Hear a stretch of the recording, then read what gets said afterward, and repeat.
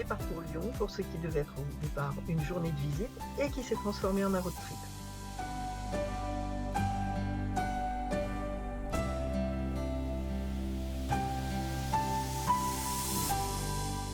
Nous arrivons sous la pluie à la Sucrière pour découvrir l'exposition Titanic.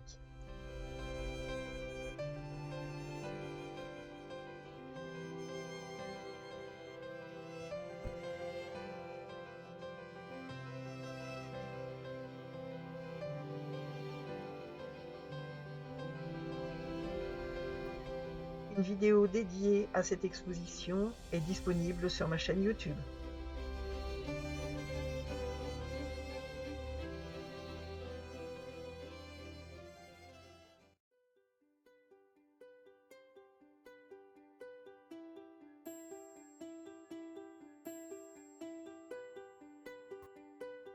Après une bonne collation, nous prenons la direction de Bolène.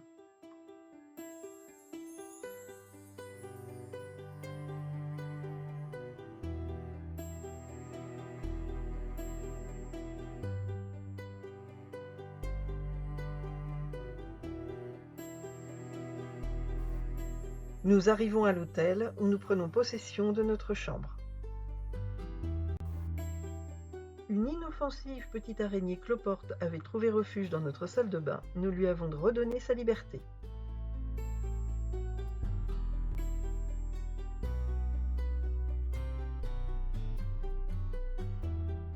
Sous un ciel plus clément que la veille, nous reprenons la route en direction de Marseille.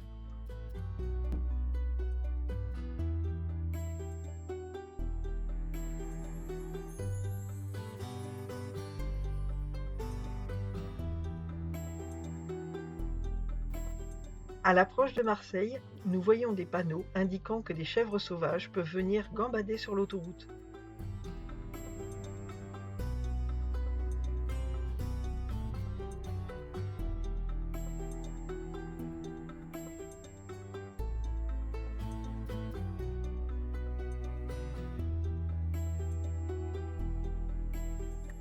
Et on l'a même pas fait exprès.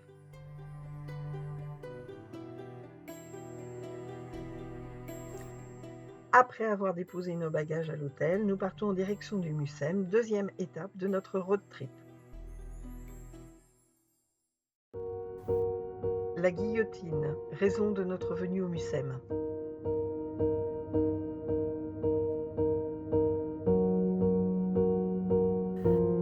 Plus haute et moins large que ce qu'on pensait, quelle que soit la vie que l'on porte sur cette machine, elle ne laisse pas indifférent.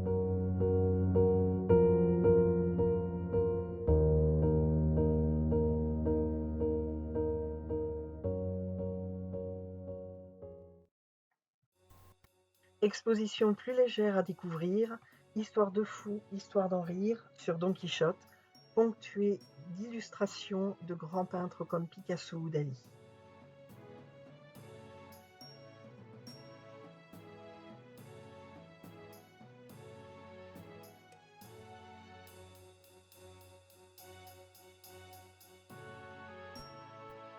Pour finir, une petite balade sur la citadelle.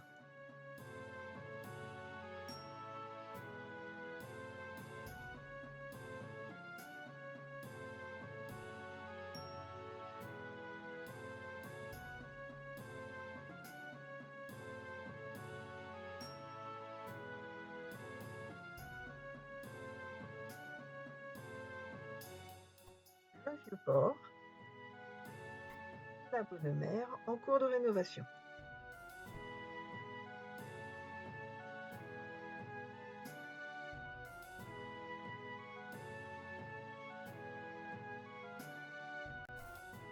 Dans la cathédrale La Major, nous découvrons une exposition de l'artiste français Marcoville, avec notamment des arbres de 3 mètres de haut.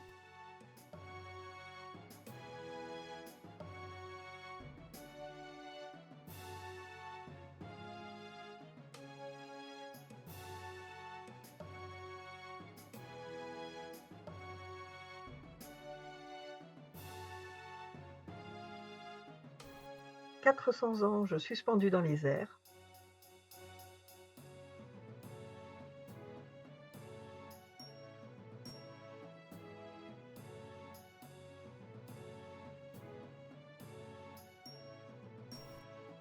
et une colonne de 30 000 poissons.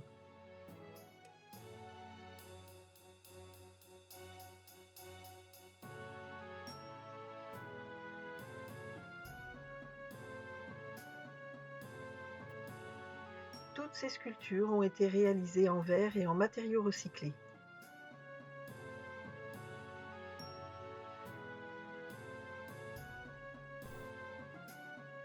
Cette colonne donne vraiment l'impression d'un banc de poissons.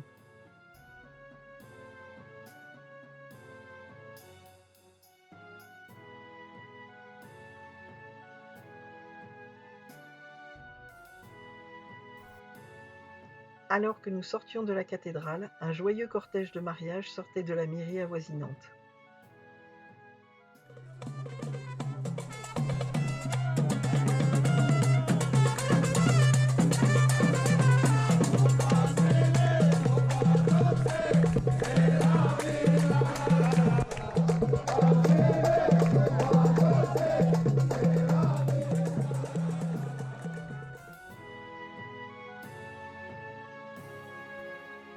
Après une balade dans le centre de Marseille, nous avons regagné notre hôtel pour prendre possession de notre chambre.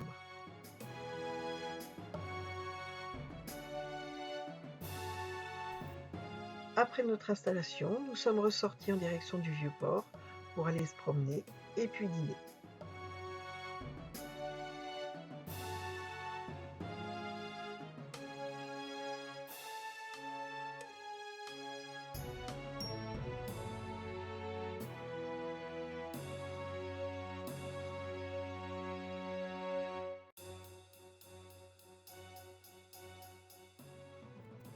Même d'occasion, un peu trop cher pour nous.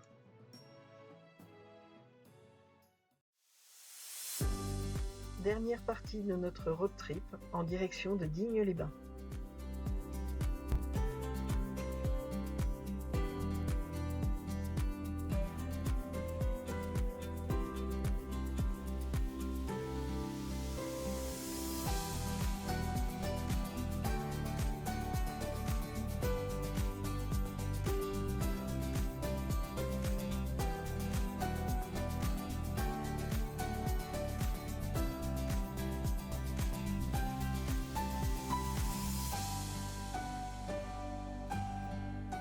Dépose de nos bagages à l'hôtel, presque une routine maintenant, et nous repartons en direction de la dalle aux ammonites. Ces animaux qui vivaient il y a moins 198 millions d'années ressemblaient à une pieuvre ou une seiche dotée d'une grosse coquille en spirale.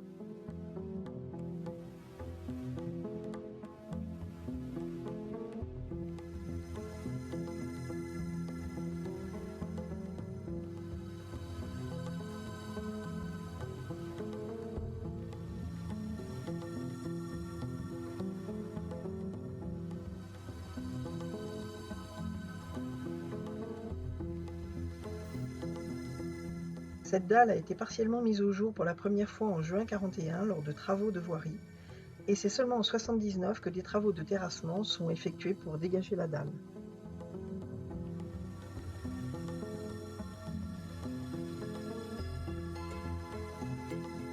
En 1994, la réserve naturelle géologique de Haute-Provence a entrepris de dégager environ 150 mètres carrés supplémentaires pour atteindre une surface totale de 320 mètres carrés.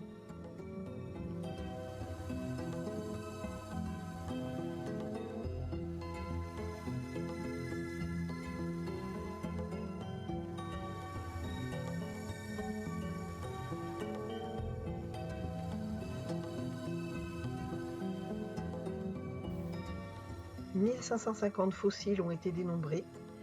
Il faut savoir qu'ils se sont déposés sur une période d'environ 100 000 années.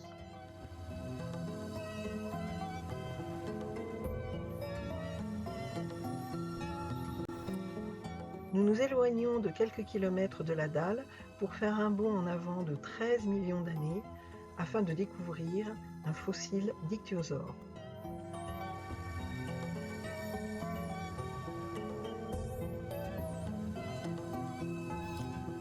Les ichthyosaures peuplaient les océans il y a environ 248 à 90 millions d'années. Ce sont des reptiles marins curieux mélange de dauphins et de requins.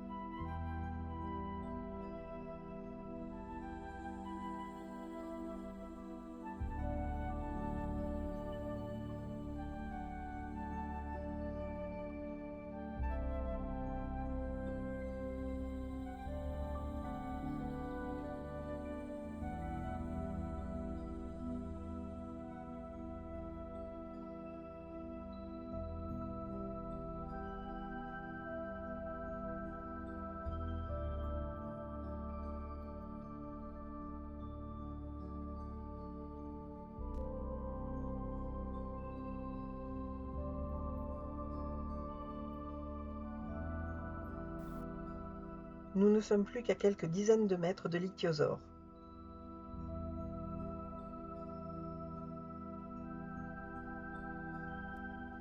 Ce spécimen rare de 4 mètres de long est âgé de 185 millions d'années. Après sa mort, il a été recouvert d'une boue gorgée d'eau et d'un voile bactérien qui a protégé son squelette.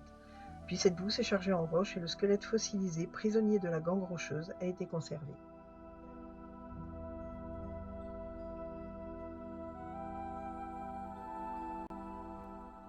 Cette passerelle fait la taille du plus grand ichthyosaure connu à ce jour, c'est-à-dire 21 mètres.